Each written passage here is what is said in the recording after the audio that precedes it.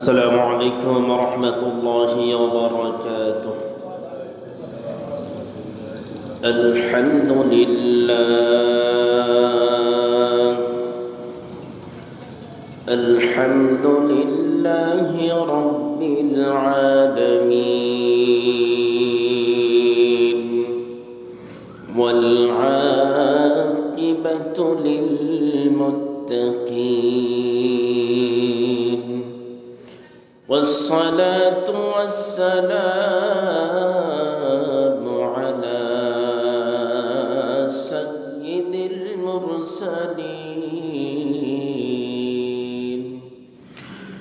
والصلاة والسلام على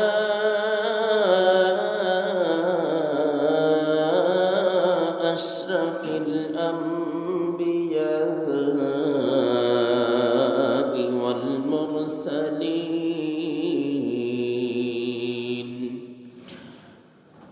وعلى آله وأصحابه أجمعين.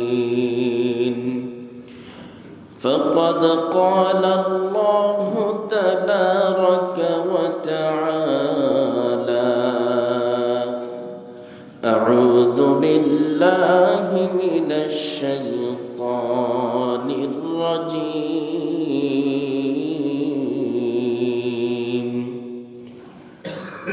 الذين يؤمنون بالغيب ويقيمون الصلاة.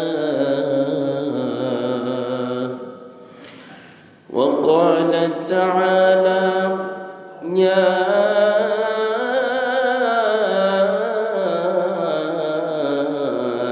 أيها الذين آمنوا صلوا عليه وسلموا تسليما.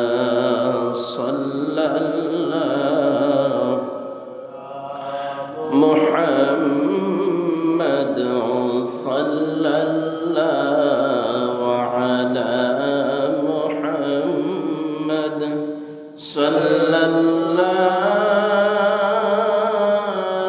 على محمد صلى الله وسلم. نبي गो अपनी जे घुमान न राते দেখা দেন আশিকদের সাথে, ডেকে নেন আপনার রওজাতে, দুরূদ সালাম দিতে। সাল্লাল্লাহু মুহাম্মদ সাল্লাল্লাহু আলা ওয়াসাল্লাম। সাল্লাল্লাহু আলা মুহাম্মদ সাল্লাল্লাহু।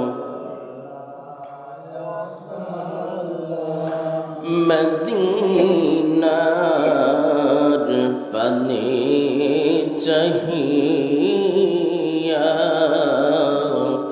কান্দি যে গজল গাহিয়া, দেখা দেন পর্দা উঠাইয়া,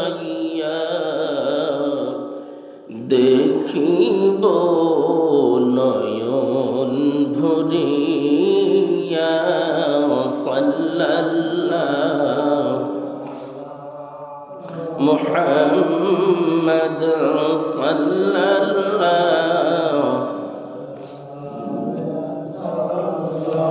صلى الله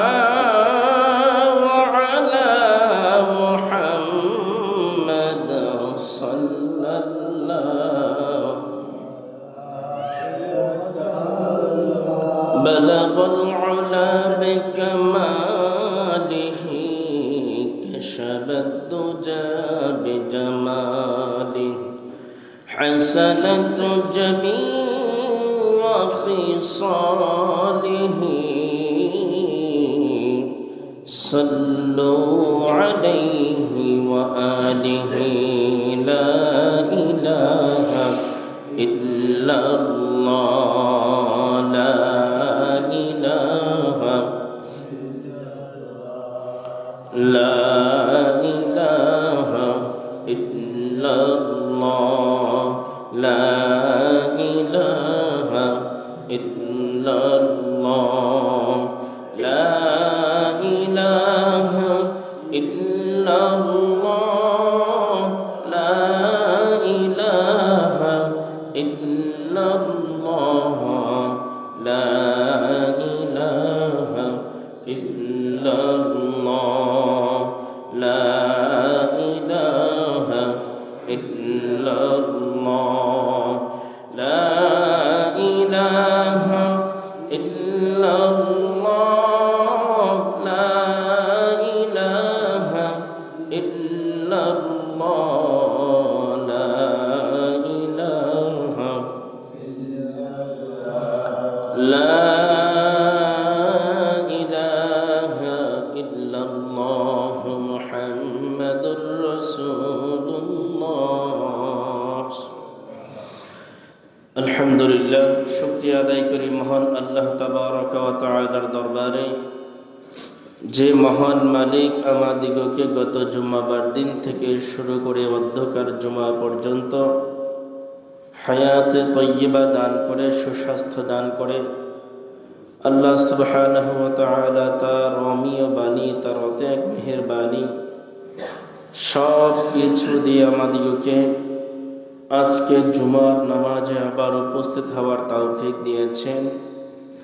এজন্য সেই মহান রবের দরবারে দিল থেকে শুকরিয়া আদায়ার্থে বলি আলহামদুলিল্লাহ।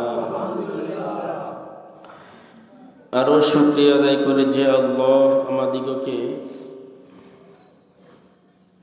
অক্সিজেনের মতো অমীয় সম্পদ অমীয় বাণী দান করে এখনো পর্যন্ত স্বাস্থ্যের ভিতরে যে শক্তি দরকার সেই শক্তি রেখে শক্তি দিয়েছেন এবং আমাদিগকে সুস্থ একটি মস্তিষ্ক দান করেছেন। সেই সুস্থ মস্তিষ্ক নিয়ে আমরা যেন আল্লাহর ঘরে আসতে পেরেছি, বসতে পেরেছি, এটা তার অনেক বড় কৃপা বা দয়া। যে আল্লাহ গত সপ্তাহে লক্ষ লক্ষ মানুষ নয় কোটি কোটি মানুষ এই পৃথিবীতে জুমার নামাজ আদায় করেছিল। যদি বাহিরের কথা বাদ দিলাম, গত জুমাবার থেকে অধ্যকার জুমা পর্যন্ত শুধু যদি আমাদের 10 মিনিট উপজেলা হিসাব করা হয়, অনেক মানুষ এই দুনিয়া থেকে চলে গিয়েছে। আল্লাহ চাইলে ওই তালিকায় আমার আপনার নামটাও রাখতে পারতেন, কিন্তু আল্লাহ তাআলা অনেক বড় দয়াশীল মায়াশীল। হাজার নয় লক্ষ লক্ষ অপরাধ করার পরেও আল্লাহ তাআলা আমাদেরকে ওইরকমভাবে শাস্তি দেন নাই, ওইরকমভাবে আমাদের জন্য কোনো কঠিন কোনো ব্যবস্থা নেন নাই। যদি আল্লাহ তাআলা কোনো একটা বিষয়ের উপরে বেরাজ হয়ে যাইতেন, আমাদের উপরে নারাজ হয়ে যাইতেন, তাহলে আমরা কেউ দুনিয়াতে থাকতে পারতাম না, আমরা কেউ সুস্থ থাকতে পারতাম না, আমরা কেউ ভালোভাবে দুনিয়াতে চলাফেরা করতে পারতাম না। ভালোভাবে চলাফেরা যার দয়ায় করতেছি তিনি কে? আল্লাহ। তিনি আমার আপনার সকলের রব। সেই রবের দরবার আমি একবার শুকরিয়া আদায়ার্থে বলি আলহামদুলিল্লাহ। গত জুমায় যে বিষয় নিয়ে আলোচনা করেছিলাম, এই জুমায়ও সেই একই বিষয়ে আলোচনা। বিষয়টি হলো নামাজের বিষয়। নামাজ এমন একটা সম্পদ, নামাজ এমন একটা বস্তু, নামাজ এমন একটা জিনিস যিনি এই নামাজ আদায় করবেন। এক এক নামাজের ভিতরে আল্লাহ তাআলা এক এক রকম লাভ দিয়ে, এক এক নামাজের মাধ্যমে আল্লাহ তাআলা এক এক রকম ফয়সালা দিয়ে এক এক রকম পুরস্কার ঘোষণা করেছেন। আবার যারা নামাজ পড়বে না তাদের জন্য আলাদা আলাদা শাস্তিও শোনাইয়াছে। এর ভিতরে উল্লেখযোগ্য মুসলিম শরীফ, তিরমিজি শরীফ এবং বুখারী শরীফের বেশ কিছু হাদিস রয়েছে, অনেক হাদিস রয়েছে। যে হাদিসে পাকের ভিতরে নবী আরবি সাল্লাল্লাহু আলাইহি ওয়াসাল্লাম বলেন, মান তারাকাস সালাতা মুতাআম্মিদান ফাকাদ কাফার। নবী সাল্লাল্লাহু আলাইহি ওয়াসাল্লাম বলেন, বিশেষ করে কাফের, মুশরিক, বেঈমান, ইহুদি, নাসারার ভিতর থেকে আর মুসলমানদের ভিতরে পার্থক্য হইল শুধুমাত্র নামাজ। কি? আর এক হাদিসে, এটাও মুসলিম শরীফের হাদিস, আল্লাহর নবী বলেন, বাইনার রাজুলি ওয়া বাইনাল কুফরি ওয়াশ শিরকি তারকুস সালাহ। এখানে একই কথা বলেছেন, যারা নামাজ তরক করে, নামাজ তরক করলে তাদের মনটা শক্ত হয়ে যায়, তারা আল্লাহর উপরে আল্লাহ ভীরু থাকে না, খোদা ভীরু থাকে না, তারা খোদা দ্রোহী হয়ে যায়। নামাজ তরক করলে তারা আর আল্লাহর জিম্মায় থাকে না, তারা শয়তানের জিম্মায় চলে যায়। এজন্য বলেন, শয়তানের জিম্মায় যারা চলে যায়, এরা নামাজ ছেড়ে দেওয়ার কারণে দেখবেন এদের চেহারার ভিতরেও আলাদা একটা, সে যতই সুন্দর হোক, আলাদাভাবে তাদের চেহারার ভিতরে একটা খারাপিয়াত থেকে থাকে, যেটা আপনি একদম নিখুঁতভাবে যদি তাকান তাহলে দেখতে পাবেন। নবীজি সাল্লাল্লাহু আলাইহি ওয়াসাল্লাম বলেন, যারা নামাজ পড়ে না তাদের ভিতরে, তাদের চেহারার ভিতরে আর নামাজের চেহারার ভিতরে অনেক পার্থক্য থাকে। গত 2-3 দিন আগে একটা লেখা লিখছিলাম, যারা নামাজ পড়ে এদের জন্য দুনিয়ার শ্রেষ্ঠতম মেকআপ হইল, দুনিয়ার শ্রেষ্ঠতম সোনা হইল 5 ওয়াক্ত নামাজের ওয়াজু। 5 ওয়াক্ত নামাজের ওয়াজু এমন একটা মেকআপ, যে মেকআপ দুনিয়ায় নয়, শুধু কিয়ামতের ময়দানে যার উজ্জ্বলতা ছড়াবে। বলেন না সুবহানাল্লাহ। নবীজি সাল্লাল্লাহু আলাইহি ওয়াসাল্লাম আয়েশা রাদিয়াল্লাহু তাআলা আনহুমা, উম্মুল মুমিনিন থেকে বর্ণিত হাদিস, আয়েশা রাদিয়াল্লাহু তাআলা আনহু বলেন, আল্লাহর নবী সাল্লাল্লাহু আলাইহি ওয়াসাল্লাম একদিন ওয়াজ করতেছিলেন, নসিহত করতেছিলেন। তিনি নসিহতের ভিতরে বলতেছিলেন, পৃথিবীর সমস্ত আনেওয়ালা উম্মাত, আগে যারা এসেছে, এখন যারা আছে, ভবিষ্যতে যারা আসবে, কিয়ামতের ময়দানে সকলকে একটা মাঠের ভিতরে আনা হবে। একটা মাঠের ভিতরে আনার পরে সকল উম্মতরা এক ময়দানে থাকবে, এক ময়দানে থাকবে। এই কথা বলার পরে উম্মুল মুমিনিন আয়েশা সিদ্দিকা রাদিয়াল্লাহু তাআলা আনহুমা, তিনি অত্যন্ত চিন্তিত হয়ে গেলেন যে গোটা পৃথিবীতে যত উম্মত এসেছে সকলকে যদি এক ময়দানে উঠানো হয়, তাহলে আমাদেরকে আল্লাহর নবী কিভাবে চিনবে?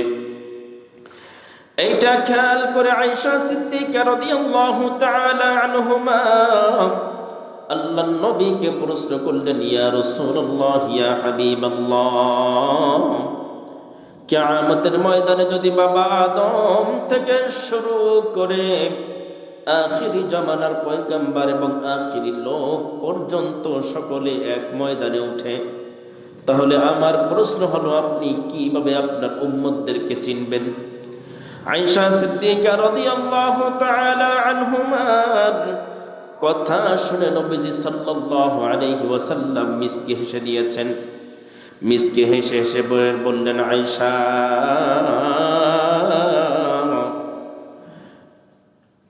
একটা ময়দানের ভিতরে যদি লক্ষ লক্ষ ঘোড়া ছেড়ে দেওয়া হয়, লক্ষ লক্ষ ঘোড়া যদি একটা ময়দানে ছেড়ে দেওয়া হয়, আর ওই লক্ষ লক্ষ ঘোড়ার ভিতরে যদি একটা ঘোড়ার কপালে চাঁদ থাকে, কি থাকে? একটা ঘোড়ার কপালে যদি চাঁদ থাকে, ওই ঘোড়াটি বের করতে তোমার বেশি সমস্যা হবে নাকি? আয়েশা সিদ্দিকা রাদিয়াল্লাহু তাআলা আনহা বলেন, না না, চালওয়ালা ঘোড়াটা তো হাজার হাজার ঘোড়ার ভিতরে এক পিস, সেটা তো দেখাই যাবে। আল্লাহর নবী সাল্লাল্লাহু আলাইহি ওয়াসাল্লাম বলেন, আয়েশা, একটা কথা মনে রেখো, পৃথিবীতে যত উম্মত এসেছে বাবা আদম থেকে ওয়াদ্দ পর্যন্ত এবং কিয়ামত পর্যন্ত আসবে, সমস্ত উম্মতরা যখন একটা ময়দানে উঠবে, ওই ময়দানে আখিরি জামানার উম্মতেরা যখন উঠবে, তাদের ভিতরে আর এদের ভিতরে পার্থক্য থাকবে। আখিরি জামানার উম্মতেরা 5 ওয়াক্ত নামাজ যেই যেই জায়গাগুলো, যেই যেই স্থানগুলো ওযুর জন্য ধুয়েছে, আখিরি জামানার উম্মতদের ওই সমস্ত স্থানগুলো জল জল জল জল করে নূরের বাতি জ্বলতে থাকবে। এজন্য আয়েশা মনে রেখো, আখিরি জামানার উম্মত যারা হবে, তারা যদি বাইনার রাজুলি ওয়া বাইনাল কুফরি ওয়াশ শিরকি তারকুস সালাহ, তারা যদি নামাজ না ঠিকমতো আদায় করে, তারা যদি ঠিকমতো আল্লাহর হুকুমের গোলামি না করে, তাহলে তাদের ভিতরে আর কাফেরের ভিতরে কোনো পার্থক্য নাই। আর যারা ওযু করে 5 ওয়াক্ত নামাজ পড়বে, তাদের কিয়ামতের ময়দানে চিনতে কোনো অসুবিধা হবে না, কেননা ওযুর জায়গাটা নূরে নূরান্বিত করে জল জল জল জল করে জ্বলতে থাকবে। এজন্য এই পৃথিবীর সব থেকে দামি এবং সব থেকে দামি মেকআপ কি বলেন? মুখস্থ করে খেলে ঘুমায়েন না কি? ওযুর পানি। প্রত্যেকটা মানুষের জন্য, নরনারী সকলের জন্য সব থেকে দামি মেকআপ হইল কি বলেন? জোরে বলেন। ওযুর পানি। কোনটা? 5 ওয়াক্ত নামাজ যে ওযু করবেন, কিয়ামতের ময়দানে আয়েশা সিদ্দিকা রাদিয়াল্লাহু তাআলা আনহুমার হাদিস থেকে প্রমাণিত, কিয়ামতের ময়দানে ওই স্থানগুলো জল জল জল জল করে জ্বলতে থাকবে, যাতে করে আখির জামানার উম্মতরা অন্যান্য উম্মতদের থেকে আলাদা হয়ে যেতে পারে। শুধু এতটুকু নয়, যারা 5 ওয়াক্ত নামাজ ঠিকমতো আদায় করবে, হযরতে আনাস রাদিয়াল্লাহু তাআলা আনহুর হাদিস থেকে বর্ণিত, তিনি বলেন, আমি এবং নবীজি সাল্লাল্লাহু আলাইহি ওয়াসাল্লাম একসাথে ঘুরতেছিলাম। কি করতেছিলাম? হাঁটতেছিলাম। এমন তো অবস্থায় আল্লাহর নবী সাল্লাল্লাহু আলাইহি ওয়াসাল্লাম, আমরা যেই সময়টায় হাঁটতেছিলাম, ওই সময়টা ছিল শীতের সময়। কোন সময়? শীতের সময়। আল্লাহর নবী একটা গাছের কাছে গেলেন, একটা গাছের কাছে যাইয়া হঠাৎ করে গাছটা ধরে এইভাবে ঝাঁকুনি দিয়েছেন। কি করছে? গাছটা ধরে ঝাঁকি দিয়েছে। ঝাঁকি দেওয়ার সাথে সাথে গাছের সমস্ত পাতাগুলো ঝরঝর ঝরঝর করে সব পাতাগুলো মাটিতে পড়ে গেল। আনাস রাদিয়াল্লাহু তাআলা আনহু বললেন, আমি জিজ্ঞেস করলাম, ইয়া রাসূলুল্লাহ, ইয়া হাবিবাল্লাহ, এটা আপনি কেন করলেন? আল্লাহর নবী সাল্লাল্লাহু আলাইহি ওয়াসাল্লাম উত্তর দিলেন, আনাস, আমার যেই সমস্ত উম্মতেরা 5 ওয়াক্ত নামাজ পড়বে, 5 ওয়াক্ত নামাজ যারা ওযু করবে, ওযুর পানির সাথে সাথে সাথে সাথে যেইভাবে গাছটা নাড়া দিলাম আর পাতাগুলো পড়ে গেল, ওইভাবে তাদের জিন্দিগির বড় ছোট সমস্ত গুনাহগুলি ওযুর পানির সাথে আল্লাহ এইভাবে ঝরাইয়া দিবে। তাহলে বলেন, নামাজের ফজিলত আছে না নাই? কেমন? হ্যাঁ, এগুলো অনুভব করা যায় না। আমি কালকে মাগরিবে বলেছিলাম, অনুভব করা যায় না, বুঝবেন যেদিন, কাজে লাগবে না সেদিন।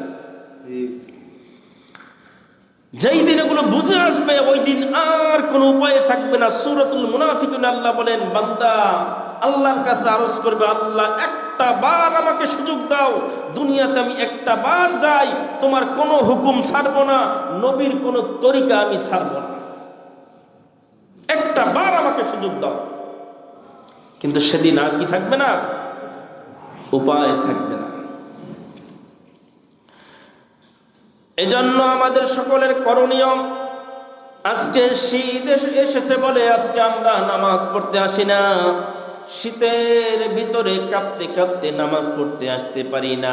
নবীজি সাল্লাল্লাহু আলাইহি ওয়াসাল্লাম ফরমান, দুইটা ওয়াক্ত নামাজের কথা আল্লাহর নবী বলেছেন, কোন মানুষ যদি ওই দুই ওয়াক্ত নামাজ জামাতের সহিত আদায় করে, আল্লাহ রাব্বুল আলামিন তাকে গোটা এক রাত দাঁড়াইয়া নামাজ পড়লে যেই সওয়াব হয় ওই পরিমাণ সওয়াব দান করে। কয় ওয়াক্ত? দুই ওয়াক্ত নামাজ। শুধু দুই ওয়াক্ত নামাজ জামাতের সহিত পড়ে, তাহলে আল্লাহ তাআলা গোটা রাত ইবাদতের সওয়াব দিয়ে দেয়। এক নম্বরে কোন মানুষ যদি ইশারের নামাজ জামাতের সহিত আদায় করে, ইশারের নামাজ জামাতের সহিত আদায় করলে আল্লাহর নবী বলেন, ইশারের নামাজ পড়ে বান্দা যখন শুয়ে যায়, উম্মত যখন শুয়ে পড়বে, আল্লাহর নবী সাল্লাল্লাহু আলাইহি ওয়াসাল্লাম ফরমান, ওই ব্যক্তি যদি ইশার নামাজ আদায় করে শুয়ে পড়ে, ঘুমিয়ে পড়ে, আল্লাহ রাব্বুল আলামিন অর্ধরাত দাঁড়াইয়া ইবাদত করলে যেই সওয়াব হয়, ওই উম্মত বা ওই বান্দার আমলনামায় আল্লাহ তাআলা ওই পরিমাণ সওয়াব দান করে দেয়। দুই নম্বরে কোন বান্দা বান্দি যদি কোন উম্মত যদি ফজরের নামাজ আবার উঠে পড়ে, ফজরের নামাজ যদি আবার জামাতের সহিত উঠে পড়ে, আবার কোন মা বোনেরা যদি ফজরের নামাজ উঠে পড়ে আদায় করে, আল্লাহর নবী সাল্লাল্লাহু আলাইহি ওয়াসাল্লাম বলেন, এক এশারের নামাজের জন্য অর্ধেক রাতের সওয়াব দেওয়া হইল। কোন বান্দা যদি আবার ফজরের নামাজ আদায় করে জামাতের সহিত, অথবা উঠে নামাজ আদায় করে, ওই বান্দার আমলনামায় বাকি অর্ধেক রাত ইবাদত করলে যেই সওয়াব হয় ওই সওয়াব আল্লাহ দান করে দেয়। তাহলে নামাজ পড়া দরকার আছে না নাই? আল্লাহর নবী হাদিসে বলেন, মিফতাহুল জান্নাতিস সালাম, যেই সমস্ত বান্দা বান্দিরা নামাজ পড়বে তাদের জন্য জান্নাতের চাবি হইল নামাজ। কিয়ামতের ময়দানে দেখা যাইবে আল্লাহর কাছে বান্দা বলবে, আল্লাহ আমি তো এত এত দান করেছি, আমি তো এত এত কোরবানি করেছি, আমি তো এত বেশি ইবাদত করেছি, আজকে আমাকে জান্নাত দাও, তুমি তো বলেছো জান্নাত দিবা, আল্লাহ আজকে আমাকে জান্নাত দাও, আমি জান্নাতে যেতে চাই, আমি জান্নাতে যাব। আল্লাহ বলবে, যা যা, তোকে আমি জান্নাত দিয়া দিলাম। বান্দা দৌড়িয়া জান্নাতের কাছে যাইবে। জান্নাতের কাছে যাওয়ার পরে বান্দা তাকায়া দেখবে দুইজন মানুষ, দুইজন প্রহরী জান্নাতের গেটে দাঁড়ানো, জান্নাতের দরওয়াজার কাছে দুইজন লোক দাঁড়ানো। কয়জন? দুইজন ফেরেশতা, অর্থাৎ দুইজন প্রহরী দাঁড়ানো। ওই ব্যক্তি যাইয়া তাদেরকে বলবে, দরওয়াজা খুলে দাও, আমি জান্নাতে প্রবেশ করব। আল্লাহ রাব্বুল আলামিনের পয়গম্বর বলেন, ওই ব্যক্তি যখন বলবে আমি জান্নাতে প্রবেশ করব, তখন ওই ব্যক্তিরা বলবে যে আপনি জান্নাতে ঢুকবেন, তার চাবি নিয়ে আসেন নাই। বলবে, না, কিসের চাবি? চাবি তো তোমাদের কাছে, আমার কাছে না। তখন ডাক দিয়া বলবে, না, চাবি তো আমাদের কাছে না, চাবি তো আপনার কাছে। দৌড়াই আবার চলে আসবে, আল্লাহ তুমি তো জান্নাত দিয়েছো, জান্নাতের কাছে গেলাম, আমাকে তো ভিতরে ঢুকতে দিল না। তখন আল্লাহ রাব্বুল আলামিন বলবে, রে বান্দা, জান্নাত দিলাম, বাড়ি তৈরি করে দিলাম, কিন্তু বাড়ি তৈরির পরে চাবিটা তো, তালার চাবি তো তোমার কাছে, চাবি তো আমার কাছে না। তুমি জান্নাত চাইছো, জান্নাত তো আমি দিয়েই দিছি। তো তুমি জান্নাত চাইছো, জান্নাত তো আমি দিয়ে দিয়েছি, তো তুমি কি চাবি নিয়ে যাও নাই? বলবে, না আল্লাহ, চাবি তো আমার কাছে নাই। তখন বান্দা কৌতূহলে আল্লাহকে জিজ্ঞেস করবে, আল্লাহ চাবি আবার কি? আমি চাবি কোথায় পাবো? তখন আল্লাহ বলবে, উম্মা বান্দারে, আমি কোরআনে 82 বার বলেছিলাম নামাজ পড়, নামাজ পড়, নামাজ কায়েম কর। তুমি কি নামাজ পড়েছো কিনা? বলবে, আল্লাহ আমি তো নামাজ পড়ি নাই। কয়, তাহলে চাবিও তো নাই। এই জান্নাতের চাবি হইল মিফতাহুল জান্নাতিস সালাহ। নামাজ হলো জান্নাতের চাবি। কিসের চাবি? আপনি যত ইবাদত করেন, নামাজ পড়েন নাই, আপনার চার আনার মূল্য নাই। আপনি যাহা কিছু করেন, যত দান সাদাকা করেন, নামাজ পড়েন নাই, আপনার চাবি নাই, আপনি জান্নাতে প্রবেশ করতে পারবেন না। এজন্য আমাদের সকলের নামাজ পড়া দরকার আছে না নাই? আজকে আফসোস করে বলতে হয়, এতটুকু ঠান্ডা আমরা সহ্য করতে পারি না। তুলনামূলকভাবে আমাদের এইদিকে অনেক বছরের থেকে বছর একটু শীত অনেক বেশি, ঠিক না? এটা সত্য না মিথ্যা? অনেক সত্য, অনেক অনেক শীত। তবে অনেক শীত এইটা আমাদের কাছে কেমন মনে হইতেছে যে মনে হয় অসহনীয়, আমরা সহ্য করতে পারতেছি না। কিন্তু আল্লাহ তাআলা যে আজকে এই শীতের কারণে ওযু করতেছি না, এই শীতের কারণে নামাজ পড়তেছি না, ওযু করার ভয়ে নামাজ পড়তেছি না, এই নামাজ যদি না পড়ি, এতটুকু শীতে যদি সহ্য করতে না পারি, তাহলে অপেক্ষা করুন, সেদিন বেশি দূরে নয়, আপনার জন্য ওই জাহান্নামের আগুন অপেক্ষা করতেছে।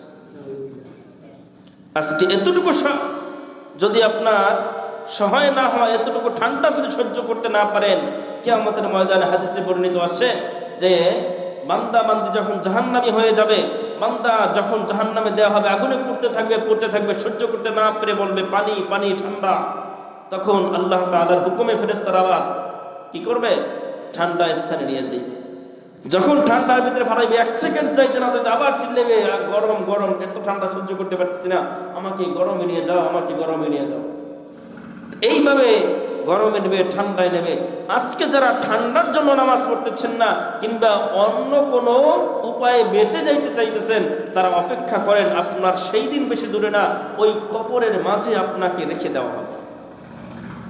আজকে একটা কথা না বললে নয়, রিসেন্টলি আমরা কয়েকজন মানুষকে কবরে রাখছি, দাফন করছি না এলাকায়? আচ্ছা বলেন তো দেখি, এদের কি শীতের পোশাক কম ছিল? হ্যাঁ, কথা বলে না, কম ছিল? দামি দামি পোশাক ছিল না? দামি দামি কম্বল ছিল না? বিদেশি কম্বল তার বাসায় ছিল না? ঘুমাইতো কোথায়? 5 তলা বিল্ডিং এর 3 তলা ফ্লাইটে, 3 তলায় ফ্ল্যাটের ভিতরে থাকতো। কোথায় থাকতো? ভালো দামি খাটের উপরে, সেখানে জাজিম বিছানো, তোষক বিছানো, সেই তোষকের উপরে শুইতো। এবং শুধু এতটুকু নয় যে একটা ছিদ্র দিয়া কোনো রকম ঠান্ডা বাতাস ভিতরে প্রবেশ করতে না পারে, এমন রুমে থাকতো।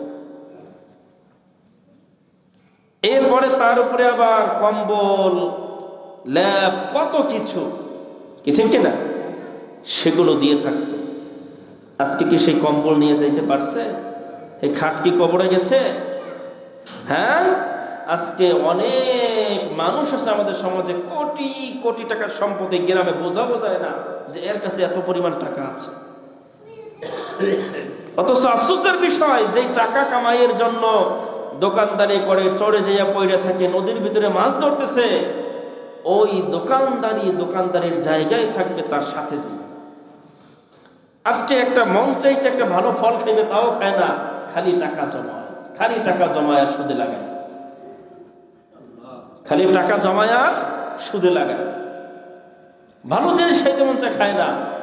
কিন্তু সুদখোরের মৃত্যু এতটা কঠিন হবে, মনে রাখবেন, মৃত্যুর আগে দেখবেন, আমার নানা বাড়ির কাছে বারবার মনে পড়ে ওই লোকটার কথা, চক্রবর্তী সুদী আসলে, চক্রবর্তী সুদী।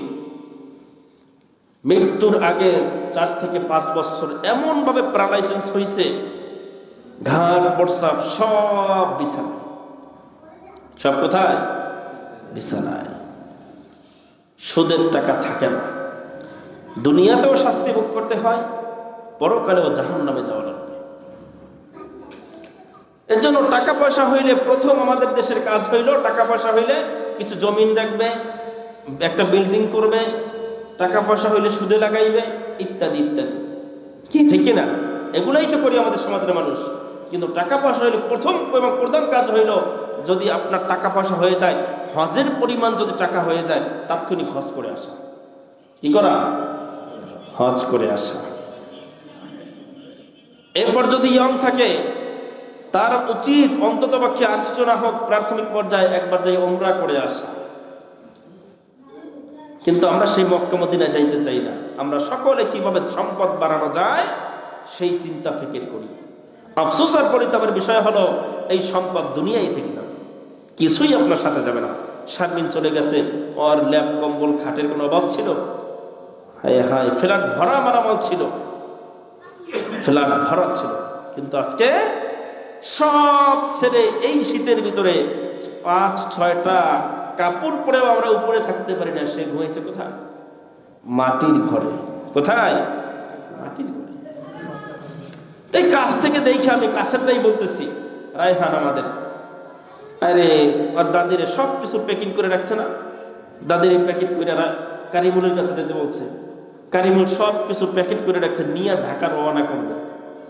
যেদিন রওনা করবে আগের দিন দাদা অ্যাক্সিডেন্ট করলো, 12-13 দিনের মাথায় চলে গেল।